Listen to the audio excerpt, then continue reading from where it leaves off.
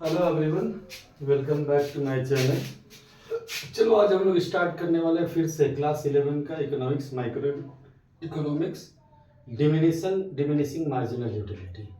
क्या है diminishing marginal utility? Diminish मतलब घटना। ये बोलता क्या है? ये बोलता है कि as we consume more and more units of a commodity, satisfaction derived from additional unit keeps on decreasing.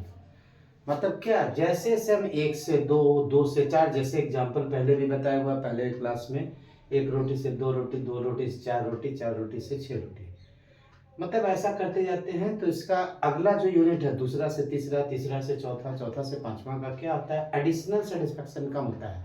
पहले से ज्यादा हुआ, दूसरे से कम हुआ, तीसरे से और कम हुआ, चौथे से और कम हो गया, एक स्टेज आता है जब वो जीरो हो जाता है। इसीलिए इसको हम लोग बोलते हैं fundamental law of satisfaction and fundamental psychological law.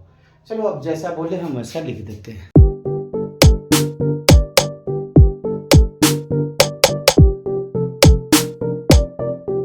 चलो जैसा कि हम बोले क्या डिमिनिशिंग मार्जिनल यूटिलिटी, जो बोले तो वही लिख दिए। स्टेट करता है कि जैसे मोर and more standard unit of commodity को कंज्यूम करेंगे, जो मार्जिनल मतलब एडिशनल, याद रखना है मार्जिनल मीन्स एडिशनल, डिराइव होगा, जो उससे यूटिलिटी डिराइव होगा हर एडिशनल यूनिट से कम होता चला जाना चाहिए। इसीलिए इसका नाम है fundamental of satisfaction. Satisfaction means satisfy कितना हो रहा है, यही तो थ्योरी है, इस लेसन का थ्योरी है सेटिस्फैक्शन का। या तो एक साइकोलॉजिकल फिनोमेना है ये, हम लोग साइकोलॉजिकली हमारा पेट भर जाता है, अब हो गया, अब इससे ज़्यादा नहीं खाएंगे, अब इससे ज़्यादा नहीं पिएंगे, अब इससे ज़्यादा यूज नहीं करेंगे। लेकिन ध्यान रखना है कि इसके अजम्पशंस भी हैं, मान के चलते हैं, नॉट द राइट। और अजम्पशंस क्या है? पहला तो only standard units of the commodity को कंज्यूम करना है, that is a cup of T. हाँ मान लो अगर हम किसी मेहमान, मेरे यहाँ कोई गेस्ट आता है, हम उसको बोलते हैं चाय पीजिएगा, चलिए चम्मच से पीना है आपको, पीता जाएगा पीता जाएगा। किसी को शरबत दे दिए, चम्मच से पिएगा।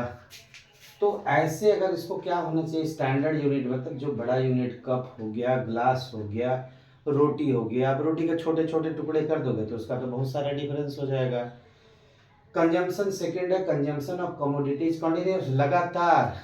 चलो तुम्हारे घर में एक मेहमान का आदत हो गया है रोज आने का, आज उसको क्या किए, चलो आपको हम एक गिलास आज पिला देते हैं, अब उसके बाद अगला ग्लास नहीं देते हैं, बोलते कल भी आइएगा आपको जूस पिलाएंगे, परसों भी, तो रोज आता रहेगा। और उसको बोलो कि एक गिलास हो गया, चलिए दूसरा गिलास भी देते हैं, तीसरा गिलास भी देते हैं, वो बोलेगा नहीं नहीं नहीं हो गया।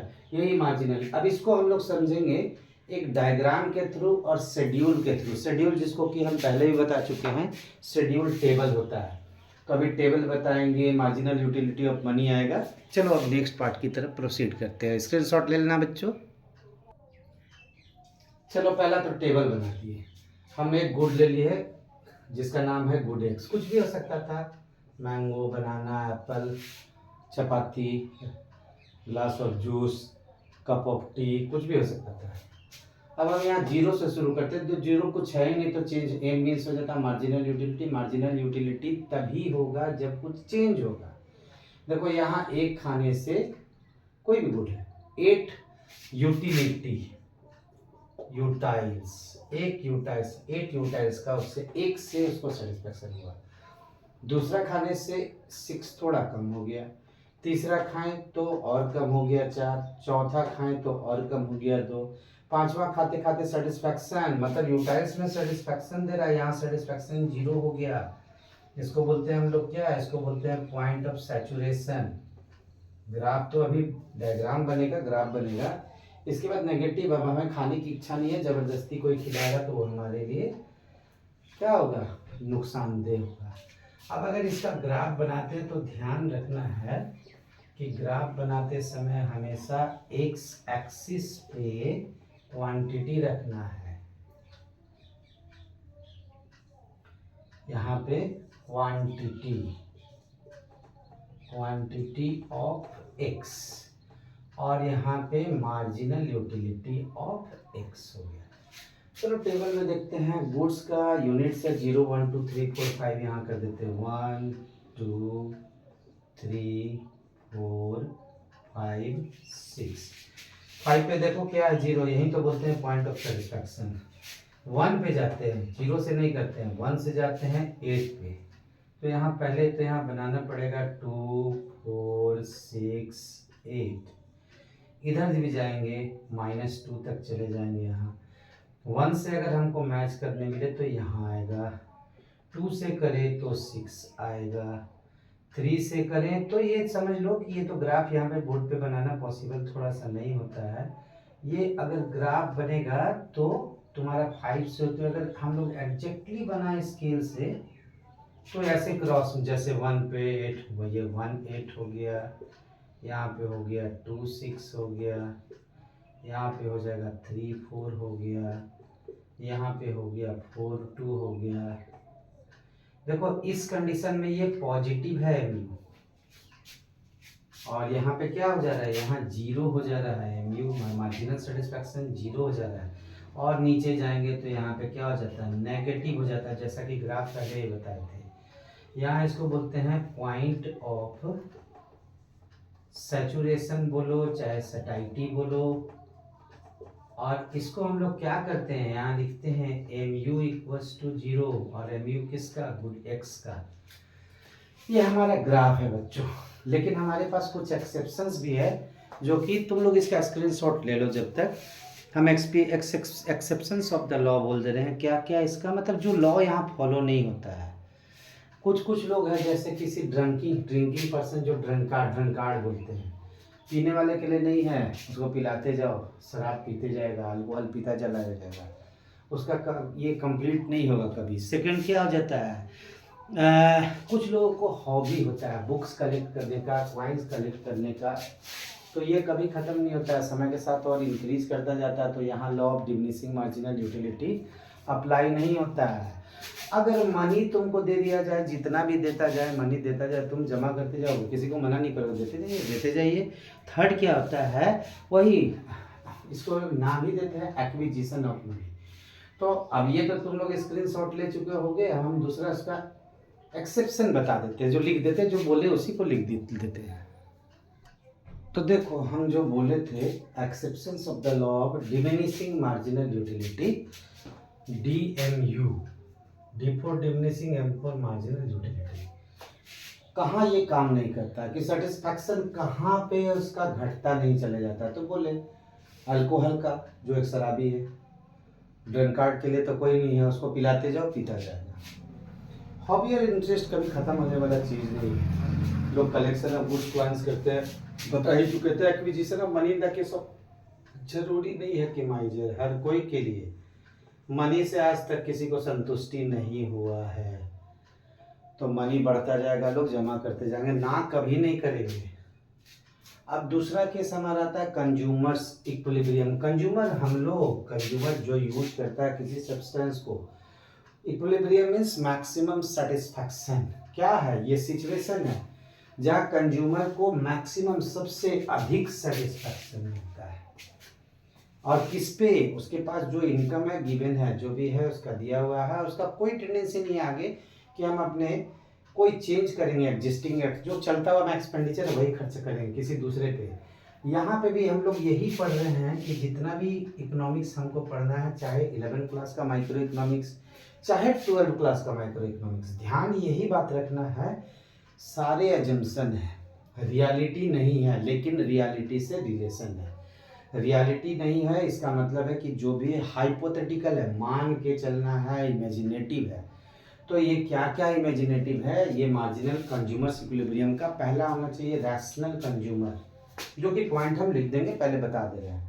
रैशनल कंज्यूमर कौन होता है, जिसको कि इसी पे सेटिस्फैक्शन, समझदार कंज्यूमर, जिसको हम लोग सिंपली बोलते हैं जो चाहता है मैं अपने गिवन इनकम, मतलब मेरे पास अगर 100 रुपया है तो इससे हमको कैसे सेटिस्फाई करना है, अपने आप को कैसे सेटिस्फाई करना है। तो ये हो गया रैशनल कंज्यूमर। सेकेंड है कार्डिनल यूटिलिटी। हाँ क्या बोले, मार्शल का यही कहना था कि यूटिलिटी को हम लोग कार्डिनल 1 2 3 4 काउंट कर सकते हैं, जो कि अभी हम लिखेंगे भी। तो तीसरा क्या होता है हमारा, कि ये पॉइंट बोलता है कि इंडिपेंडेंट यूटिलिटी किसी पे डिपेंडेंट नहीं होना चाहिए, किसी थर्ड सेकंड थिंग पर डिपेंडेंट नहीं होना चाहिए। और चौथा आ जाता है मार्जिनल यूटिलिटी ऑफ मनी, बहुत इंपॉर्टेंट है, उसके बारे में हम लिख देंगे। मनी का जो मार्जिनल यूटिलिटी है वो क्या होना चाहिए, वर्थ ऑफ रुपीज़ को बोलते हैं, वो कांस्टेंट स्थिर, चेंज नहीं होना चाहिए, ना अप ना डाउन। तो चलो इसका स्क्रीनशॉट ले लो बच्चों, तब आगे हम प्रोसीड करते हैं। तो जैसा कि बोला है जब सर, तो बता दिए रैशनल कंज्यूमर जिसको मैक्सिमम सेटिस्फैक्शन गिवन इनकम होना चाहिए। कार्डिनल यूटिलिटी जिसको कार्डिनल नंबर 1 to 3 में 1 यूटाइल 2 यूटाइल 10 यूटाइल 15। इंडिपेंडेंट यूटिलिटी को क्या होना चाहिए, must not be affected by consumption of other goods, दूसरे गुड्स के कंजम्पशन से उसका कोई रिलेशन नहीं, कोई डिपेंडेंस नहीं होना चाहिए।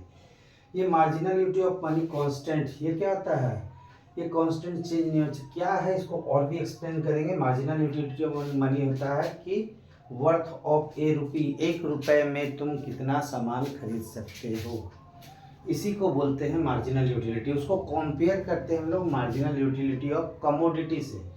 अब उसको जैसे कहते हैं कि अगर हम क्या करते हैं, 1 रुपये में अगर समझ लो कि 10 रुपये में 10 रुपये में एक समोसा खरीद सकते हैं, तो समोसा का कितना यूटाइल है एक समोसा का, उससे कंपेयर करते हैं हम। इसका फॉर्मूला भी बता देते हैं और इसको कैसे सेटिस्फाई होगा वो भी बताते हैं। पहले इसका स्क्रीनशॉट ले लो। चलो इसी को एग्जाम्पल के थ्रू समझते हैं। ये हमारा आज का लास्ट टॉपिक है क्योंकि चैप्टर बहुत लंबा है बच्चों। तो अगले यूनिट में हम 1 commodity case 2 commodity case consumer equilibrium पढ़ेंगे। अभी तो जो उसका जनरल है कि अगर 1 रुपये में 100 ग्राम शुगर या 500 ग्राम राइस या 500 ग्राम सॉल्ट खरीद सकते हैं। ये दिखाता है स्टैंडर्ड बास्केट ऑफ गुड्स, इसमें से कोई भी 1 रुपये में या तो 100 ग्राम शुगर खरीद ले या 500 ग्राम राइस खरीद ले या 500 ग्राम सॉल्ट खरीद ले। और अगर total utility from this goods set मतलब क्या है, 4 यूटिल्स है, चारों का भी है, तो 4 का क्या लेंगे हम लोग, मार्जिनल यूटिलिटी ऑफ मनी, मतलब 1 रुपया का कीमत कितना हो गया, मार्जिनल यूटिलिटी हो गया 4। अगर एक कमोडिटी x4 रुपये को खरीदने का मतलब एक कंज्यूमर क्या करता है कि इसमें से 4 यूनिट्स ऑफ यूटिलिटी उसको मिलेगा, एक कोई एक करते हैं तो उसमें से 1 रुपया में उसको 4 यूटाइल के बराबर मिलेगा। अब एग्जाम्पल के थ्रू है कि एग्जाम्पल है मार्जिनल यूटिलिटी ऑफ 3 रुपये कितना है, 3 यूटाइल, मतलब 1 रुपया में 3 यूटाइल्स सेटिस्फैक्शन मिलता है। और अगर 5वां यूनिट का सेटिस्फैक्शन कितना है, 12 है, तो प्राइस निकालो। तो इसका formula price of X is equal to marginal utility of X by marginal utility of money. देखो फॉर्मूला लिख दिए। 5th यूनिट का कितना मार्जिनल यूटिलिटी है, 12 यूटाइल्स है, लिख दिए। मार्जिनल यूटिलिटी मनी का 1 रुपये का कितना यूटाइल है, 3 यूटाइल्स लिख दिए, 12/3 कर दिए, 4 रुपीज़। तो ये क्या हो जाएगा, एक क्या हो जाएगा, प्राइस ऑफ 5वां यूनिट का, 5वां जो कमोडिटी का नंबर है 5th नंबर, उससे उसके लिए उसको कितना रुपया देना पड़ेगा, 4 रुपया। ये हमारा आज तक का पार्ट कंप्लीट होता है बच्चों। तो हम लोग अब अगले पार्ट में पढ़ेंगे consumer equilibrium in the case of the 1 commodity consumer equilibrium in the, हम हट गए हैं सामने से जिससे तुम लोग स्क्रीनशॉट ले सको। और उसके बाद हम लोग चले जाएंगे, ये कंप्लीट हो जाएगा। कंप्लीट होने के बाद हम लोग क्या करेंगे कि इंडिफरेंस कर्व एनालिसिस में चले जाएंगे। ये पार्ट थोड़ा लंबा खींचेगा, ये यहाँ तक का पार्ट कवर हो गया है। तो आज तो अगर तुम लोगों को अगर समझ में आता है तो अगर मन करता है तो लाइक सब्सक्राइब ज़रूर करना। अगर अच्छा लगा होगा क्लास तो सब्सक्राइब, जो लोग नए हो वो लोग सब्सक्राइब कर देना। एक और ख़ास बात है, जहाँ अगर लगता है कि हम तेज़ हो गए हैं तो मोबाइल का बटन तुम्हारे हाथ में है, स्लो फास्ट करके देख सकते हो। स्लो है तो फास्ट कर लो, फास्ट है तो स्लो कर लो। तो चलो बच्चों अगले क्लास में हम लोग मिलते हैं। कंज्यूमर इक्विलिब्रियम इन 1 केस 2 केस पॉसिबल होगा तो देखते हैं, डिफरेंस कर हो पाएगा तो, क्योंकि लेसन बहुत लंबा है। ओके बच्चों, गुड बाय।